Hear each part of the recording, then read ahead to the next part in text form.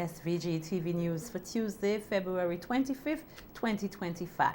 I am Jennifer Richardson with the details. President of the St. Vincent and the Grenadines Public Service Union, the SVG-PSU, Elroy Boucher, is adamant that political intervention can help reverse the vaccine mandate case in favor of workers who are aggrieved after losing their jobs for refusing to take the COVID-19 vaccine mandated by the government during the pandemic.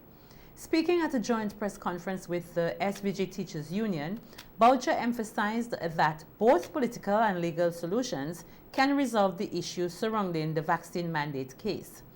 As part of the political solution, Boucher stated that the government must repeal the Public Health Amendment Act, which was introduced to make the COVID-19 vaccine mandatory. The political solution, the government must repeal Act number 15 of 2021, which is the amendment that was done to the Public Health Act that took away this voluntary immunization. That must be repealed. The Vincentian people must call on the government to repeal that amendment. We must also call on the opposition to give its commitment that if they happen, because this is an election year, if they happen to win the elections and get into government, on their to-do list, the first thing they must do is repeal this amendment. The unions have agreed to take the case to the Privy Council, a move that Boucher believes is both important and necessary. He described this as the second solution to resolving the matter and ensuring that justice is served for the affected workers. This matter must also be taken to the highest court. And that's what we have decided to do. It must go to the highest court to have a pronouncement. It cannot be left the way it is. The importance of taking this to the Privy Council is not just an importance for the dismissed workers, it's important for the country. It's important for this current government or future governments. It's important for the Caribbean governments. You never know what type of government you will have, who will decide to take such draconian measures. And quite interestingly, we are the only government, our government is the only government that went down this path. Boucher further stated that the workers who were impacted by the mandate have found themselves in a difficult dilemma, signaling troubling times ahead for them. He reiterated the urgency of addressing this issue and the need for both political will and legal action to rectify the situation. Prime Minister Dr. Ralph Gonsalves has disclosed that 3 women, newcomers to politics, are likely to be included on the Unity Labour Party, the ULP ticket, for the upcoming general elections. Addressing party supporters at its North Windward Conference on Sunday, the Prime Minister mentioned newly nominated candidate Grace Walters and the Minister of Mobilization Kiesel Peters, both of whom were present at the head table. He further stated that there will be a 3rd woman included on the ticket, but stopped short of revealing her identity. The next election campaign,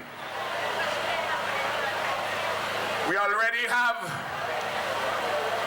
2 women identified. You see them on the, you see them here. And there's another one who is being looked upon favorably by the people in another constituency. I leave that for a little later, because I can't get ahead of myself until we have gone through all the processes.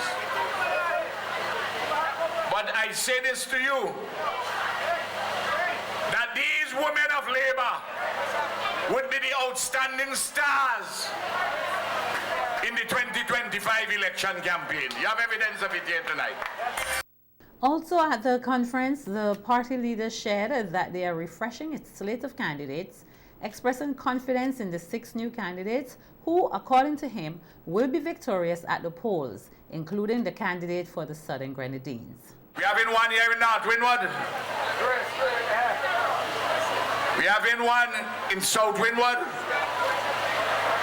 We have in one in Central Kingston. We have in one in West Kingston. We have in one in South Leeward. And we have in one in the Southern Grenadines. And mark my words, I tell you this tonight. Every single week, one day a week, I go down to the Southern Grenadines. People don't see Friday, they don't see Olivier. The NDP is completely irrelevant down there. I know people in my constituency saying, they're saying that Marel spending too much time down in the Southern Grenadines. They ain't showing them people ain't going to vote ULP, you know, you waste time on them for. But I tell you something, they have suffered terribly. And we love everybody and we have to help. And I believe, with a new candidate, which we will be having, don't be surprised if the Unity Labour Party come home also with the Southern Grenadines. Speaking on a number of issues at the ULP North Windward Conference held over the weekend, Prime Minister Gonsalves addressed concerns surrounding crime, citing the influence of other countries as a contributing factor to the situation in St. Vincent and the Grenadines.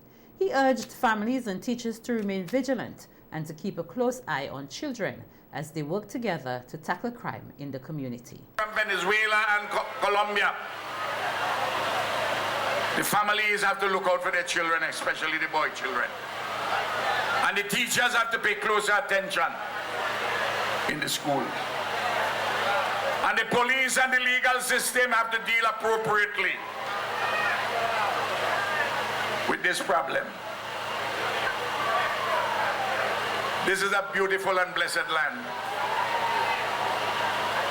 Leader of the new opposition, the opposition New Democratic Party, Dr. Godwin Friday, expressed his desire to see a term limit placed on prime ministers, though not necessarily on government overall. Dr. Friday, who was a guest on the Voices program last evening with Jomo Thomas, was asked if he agrees with the concept of term limits, to which he responded affirmatively. The opposition leader explained that this is a position he has carefully considered. But what I've seen is that there are some countries where even though you don't have limits to the terms of, say, the prime ministership, nobody is saying that you're going to limit the term of the government. That is a matter for the people to choose. But in terms of who is the leader of the party and becomes the leader of government, that is something that even in some countries where you don't have term limits, there is a convention where they will say a prime minister will serve 2 terms, maybe part of a 3rd term, and then step back for someone else to proceed, because it's understood that power, in a sense, begets power. You know, when you're in office, you are prime minister. In our system, you are, almost you're rise above everybody else, and you can control the political space. While Dr. Friday did not commit to a specific number of terms a prime minister should serve, he emphasized that there are various ways to implement such a term limit.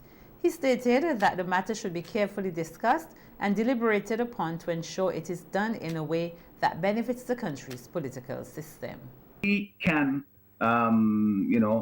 if we are not going to do it by way of convention, by way of persons who are in office saying, listen, this is unhealthy for democracy. I know I could go on and get the, if not support, but at least to browbeat all the members of my party to keep me as the leader, and so that then we go to the polls as the political leader. If, that is the way in which our system will go, then we have to think of having legislative term limits so that the person who is prime minister doesn't exceed a certain number of terms, and that is something that we will have a public discussion. The Central Water and Sewerage Authority, the CWSA, today announced another disruption in the water supply affecting communities from Richmond to Spring Village, following heavy rainfall yesterday that continued into the night. The company stated that as a result of the prolonged downpour, a temporary repair to a water line in the Copeland Mountains was compromised, leaving residents in the affected areas without water. CWSA confirmed that its teams have been mobilized to address the situation, with repairs already underway to restore the water supply as quickly as possible. Additionally, the water distribution team has been activated to assist those in need in the affected areas. While temporary repairs are being carried out, the company also noted that work is ongoing to implement a permanent solution. This includes the rerouting of the network around the vulnerable area to prevent future disruptions. The CWSA has assured the public that efforts are being made to keep them informed throughout this process and express regrets for any inconvenience caused by this temporary water shortage. The Royal St. Vincent and the Grenadines Police Force has seen a significant increase in cybercrime in 2024 compared to the past 5 years. This was revealed by Corporal Aliyah Stapleton of the Police Force's IT department, who spoke on the Police Beat program yesterday. Corporal Stapleton suggested that this rise in cybercrime could be attributed to many Vincentians still lacking awareness about the Cyber Security Act, which was passed in 2016. Corporal Stapleton emphasized the importance of educating oneself about the provisions of the Cybersecurity Act. He explained that he has encountered numerous cases where individuals were unaware that certain actions on social media are considered criminal offenses under the law. And we have seen where people or persons weren't aware of this, and when they get caught up in the law and this before the judge, that's when reality hits them. You understand? So I'm going to do this. I am going to implore that every person that is listening to me, go out and find yourself a copy of this act and educate yourself. Ignorance to the law is no excuse. Ignorance to the law is no excuse. You can't go and say, no, I didn't know that I couldn't do that. Corporal Stapleton added that of all the cybercrime violations, the one carrying the most severe penalties is child pornography. A child here is anybody under the age of 18 years old, and persons don't know that. I know they conflate this and they misconstrue this with the age of consent. The age of consent is 15, but whether or not you have attained the age of 15 and it's below the age of 18, you're still a child, according to the act, right? And it outlines specifically for a minor. It specifies what child pornography is, and it says here that child pornography, it can even be the written text. It could be adults pretending to be kids during a sexual ordeal. Making yourself look like a kid, an underage, a minor, while having sex can constitute as child pornography once all of these ordeals are taped, or videotaped, or photographed in any way. On the other hand, where the child is being the exploitative entity, when the child is being the one that is going out and doing the harm and doing bad to other people, you have to remember, as the general public, the age of criminal responsibility in St. Vincent and the Grenadines is still 8 years old. The police corporal also highlighted the penalties for those who commit offenses under the Cybercrime Act, noting that individuals can face prison sentences ranging from 1 to 10 years, depending on the severity of the offense. It is very easy for a person to get themselves caught up with the Cybercrime Act. You understand? And for the simple reason of persons are not educated on it. Persons don't know, right? And the Cybercrime Act holds some of the most stringent penalties, right? Especially when it goes to the fines, in regards to the fines. Now, from the lowest, you could charge persons for both summary and indictable offenses under the Cybercrime Act, and a fine could be as low as $25,000 or 1 year in prison, or up to $700,000 or 20 years in prison. You understand? So the majority of offenses in the Cybercrime Act hold a penalty of $100,000 in fine and 2 years in prison, or $200,000 in fine, 5 years in prison. According to Corporal Stapleton, ignorance of the law is not an acceptable excuse, and it is crucial for everyone to educate themselves about the laws governing cyberspace in St. Vincent and the Grenadines. Representative of the Greg's Garifuna Council, John Nero, has announced that the Greg's community will host 5 days of activities in commemoration of Heroes in Heritage Month. Speaking at the launch of the national activities on Monday, Nero explained that they felt it was fitting to host a series of events over 5 days rather than just one. We embarked on it several years ago to do 5 days of activities because we think it's entirely unfair that Christmas has 9 mornings, Easter has 40 days of Lent, Carnival is gifted with 9 days of Mass and Music Plus, and only 1 day to celebrate our indigenous heritage. Hell no, we think that is unfair. So we are embarking on creating a season, a heritage season now for St. Vincent. It's the 4th season. Nero shared that the opening event on March 9th, 2025 will be dedicated to activities that aim to educate the public about Garifuna culture, with a focus on stories of their ancestors and other cultural events. Where in the 5 days of activities this year, we will launch on the 9th with a gospel extravaganza because Christianity and religion has been a part of our indigenous heritage as well as our indigenous spirituality, which was based in nature. On the Monday, we want to do a talent search karaoke style. It's entirely relevant. On the Tuesday, we will be doing a storytelling with the elders and drumming and so on. The Wednesday, we want to do a bingo. Thursday will be the finals for the preliminary of the karaoke from the Monday, and prizes will be given. The activities will conclude the reincarnation of the Garifuna Living Style Festival, a highlight that will bring the vibrant Garifuna traditions to life for all attendees. We are in the process of constructing 16 huts on the playing field. This is to represent the way our ancestors used to live and to reproduce the whole essence and a spirit of unity that we once had, which is now missing in modern society. Our festival features food, shelter, clothing as the basic human and indigenous needs. And there are some advanced needs like accessories, jewelry, so on, beadwork, art and craft, basketry, which have to be a part of any indigenous celebration. So on the day itself, Friday, we don't normally bring artists, but we are engaged presently in talks with Scorpion so that he could be the feature artist on the day because his type of music fits the type of atmosphere that we have.